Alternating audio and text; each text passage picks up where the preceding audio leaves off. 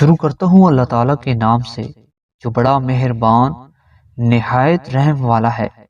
حضرت ابو خلاد رضی اللہ تعالیٰ عنہ کہتے ہیں کہ رسول اللہ صلی اللہ علیہ وآلہ وسلم نے فرمایا، جب تم کسی ایسے شخص کو دیکھو جو دنیا کی طرف سے بے رغبت ہے اور کم وہ بھی، تو اس سے قربت اختیار کرو، کیونکہ وہ حکمت و دانائی کی بات بتائے گا۔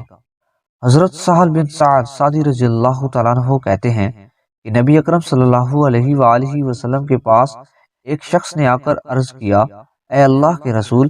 مجھے کوئی ایسا عمل بتائیے جس سے میں کروں تو اللہ تعالیٰ بھی مجھ سے محبت کرے اور لوگ بھی۔ رسول اللہ صلی اللہ علیہ وآلہ وسلم نے فرمایا، دنیا سے بے رغبتی رکھو، اللہ تم کو محبوب رکھے گا، اور جو کچھ لوگوں کے پاس ہے اس سے بے نیاز ہو جاؤ تو لوگ تم سے محبت کریں گے۔ حضرت اسود بن یزید کہتے ہیں کہ عبداللہ بن مسعود رضی اللہ تعالیٰ عنہ نے کہا کہ میں نے تمہارے محترم نبی کریم صلی اللہ علیہ وآلہ وسلم کو فرماتے ہوئے سنا،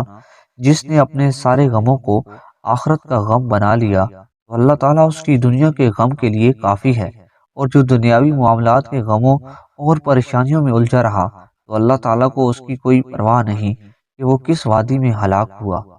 حضرت انس بن مالک رضی اللہ تعالیٰ عنہ کہتے ہیں کہ میں نے رسول اللہ صلی اللہ علیہ وآلہ وسلم کو فرماتے ہوئے سنا، جس شخص سے دین کے کسی مسئلے کے متعلق پوچھا گیا اور باوجود علم کے اس نے اسے چھپایا تو قیامت کے دن اسے آگ کی لگام پہنائی جائے گی۔